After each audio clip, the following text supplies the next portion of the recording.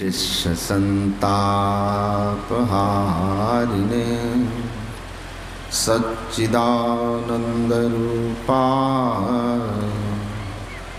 रामाय गुरवे नमः।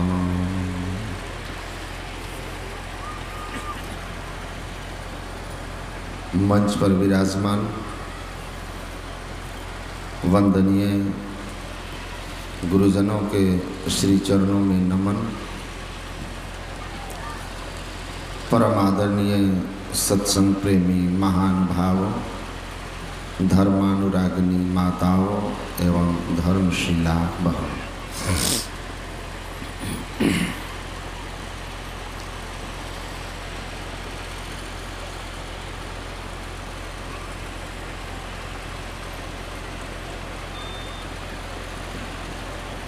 महाराज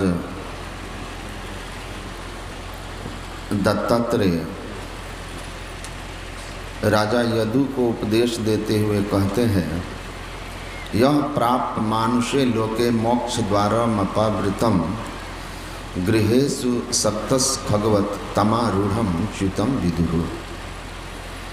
महाराज दत्तात्रेय कहते हैं, हे राजन, मोक्ष के द्वार से युक्त यह देव दुर्लभ मनुष्य शरीर पाकर जो संसार में आसक्त रहता है, विषयों में आसक्त रहता है, भोगों में आसक्त रहता है, परिवार में आसक्त रहता है, पद प्रतिष्ठा में आसक्त रहता है,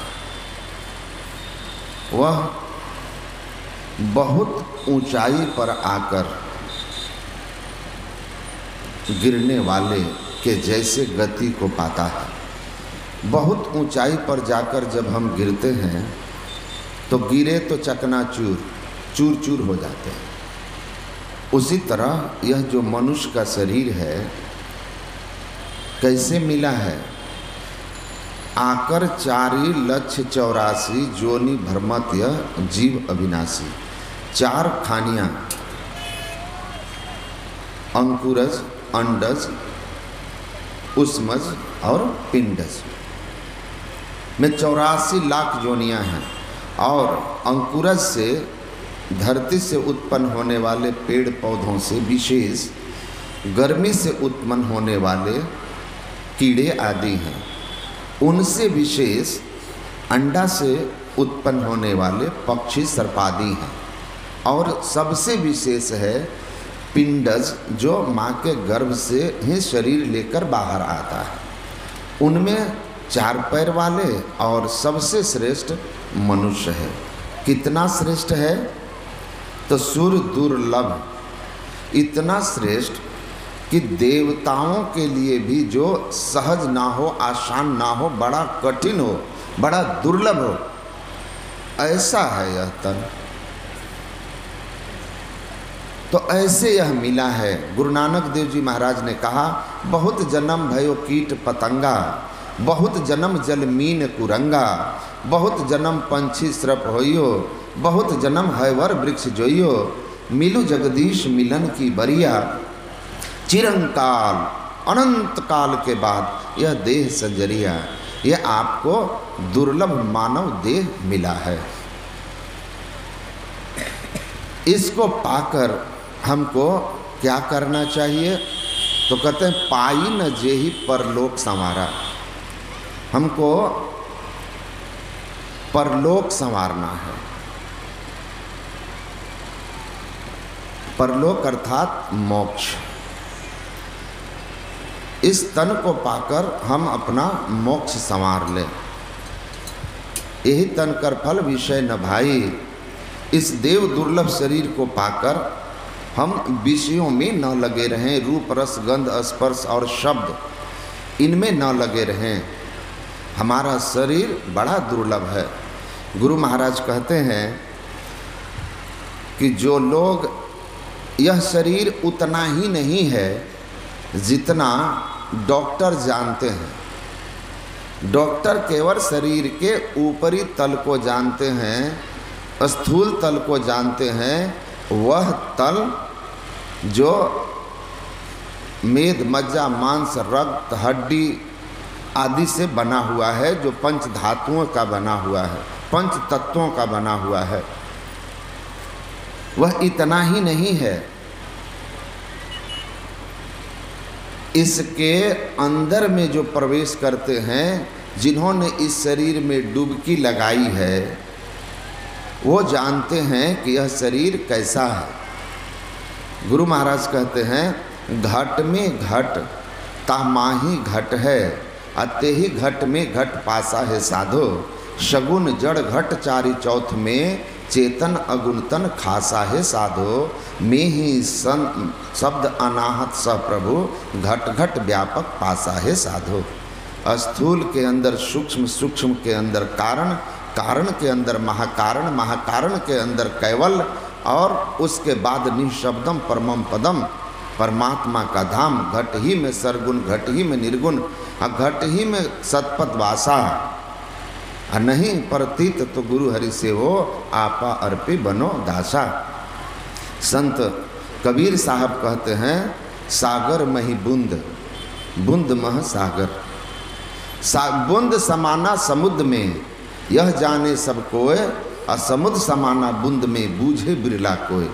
गुरु नानक देव जी कहते हैं, सागर मही बूंद, बूंद मही सागर, कौन बुझे विधि जाने। इसी बात को गुरु महाराज कहते हैं कि यह जो आपका शरीर है, यह पिंड, यह सब आसानी से समझते हैं कि विश्व ब्रह्मांड के अंदर हमारा, विश्व ब्रह्मांड रूपी सागर में हमारा शरीर एक बूंद की तरह है, लेकिन संपूर्ण विश्व ब्रह्मांड इस छोटे से बूंद रूपी शरीर में समाया हुआ है। बूझे बिरला कोई, कोई कोई बिरला बूझता है, जो यह तन सागर अवगाहा, यही कर था न कोई पावा, अंतर्दृष्टि निरेखे जोई। जो बहिर्मुख से अंतर्मुखी होते हैं, 9 द्वारों में फैली हुई चेतन वृत्ति को समेट कर 10वें द्वार में लाते हैं, वही इस शरीर की महिमा को जान पाते हैं कि यह संपूर्ण विश्व ब्रह्मांड इस शरीर के अंदर है। ब्रह्मांड लक्षणम सर्वदेह मध्य व्यवस्थितम, संपूर्ण ब्रह्मांड इस शरीर के अंदर है। सज्जनों, एक बार पूज्यपाद वर्तमान आचार्य महर्षि हरिनंदन परमहंस जी महाराज के साथ हम लोग सत्संग के कार्यक्रम में जा रहे थे।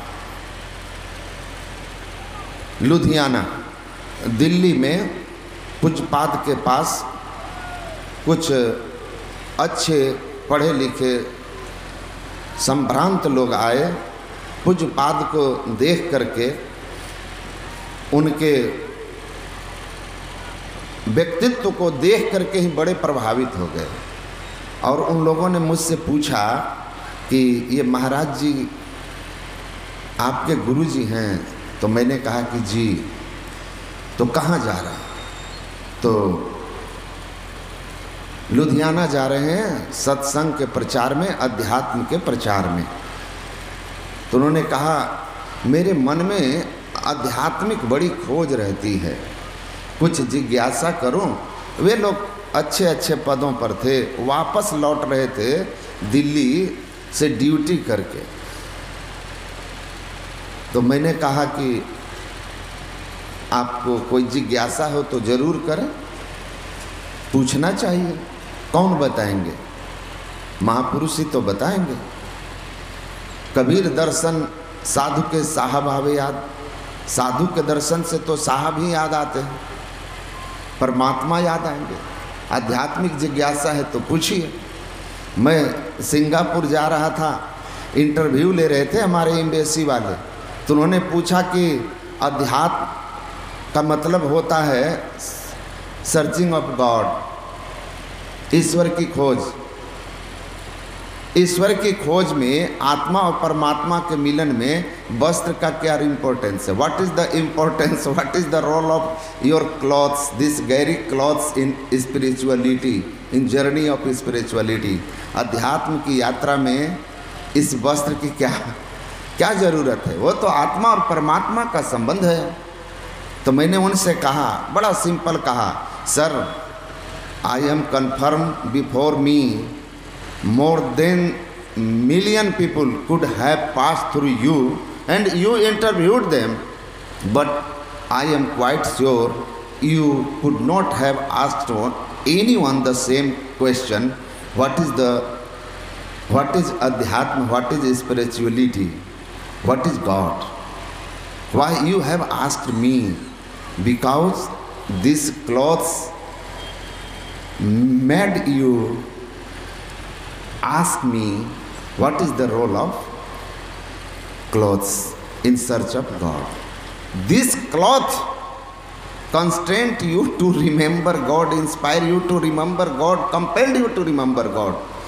मतलब सर मेरे पहले बहुत सारे लोग आए होंगे, हजारों लाखों लोग, जिनका आपने इंटरव्यू लिया होगा, लेकिन आप उनमें से किसी से ये नहीं पूछे होंगे कि परमात्मा की खोज में वस्त्र की क्या भूमिका है, अध्यात्म में आत्मा परमात्मा का मिलन है। ईश्वर की याद आपको किसी ने नहीं दिलाई होगी, ईश्वर संबंधी प्रश्न आपने किसी से नहीं पूछा होगा।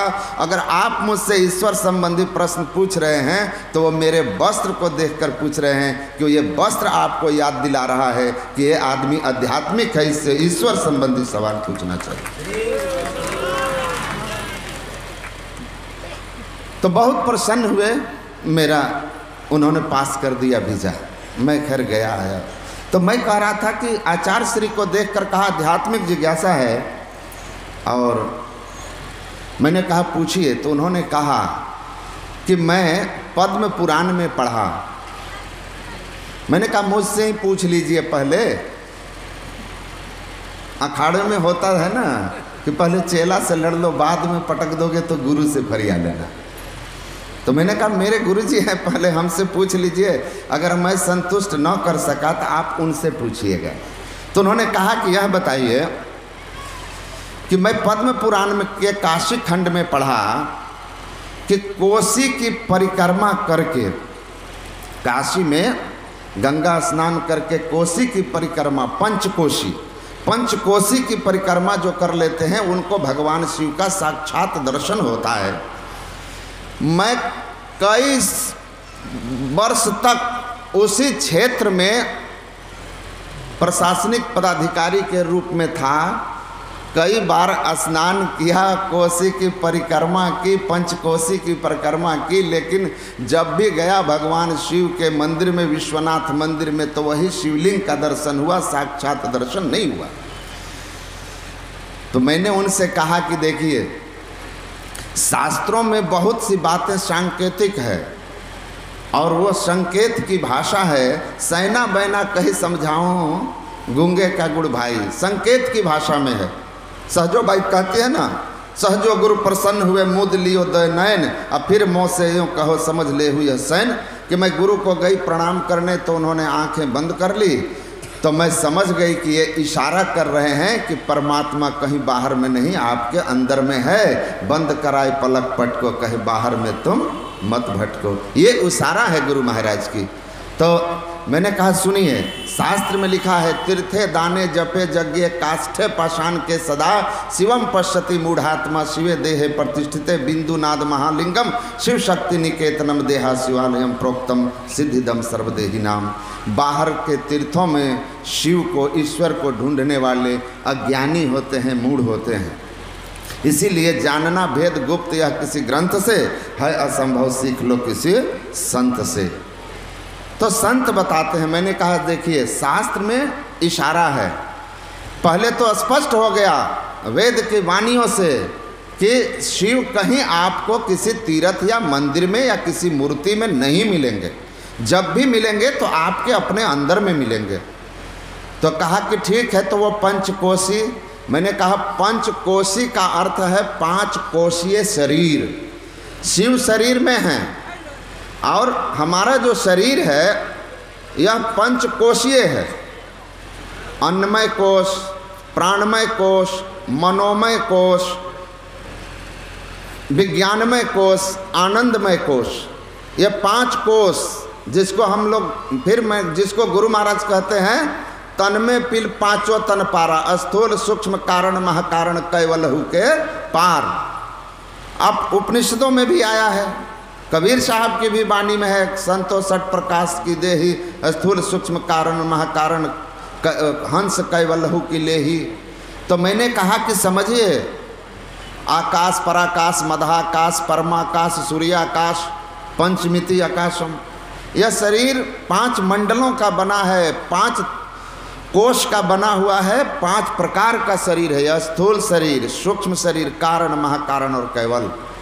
इन 5 शरीरों को, 5 कोशों को आप जब पार कीजिएगा अपने अंदर में, संत सदगुरु की बताई सदयुक्ति से साधन धाम मोक्ष कर द्वारा, जो मोक्ष का द्वार है, 10वां द्वार है, उसमें प्रवेश कीजिएगा गुरु की बताई हुई अंतर ज्योति और अंतर्नाद की साधना से।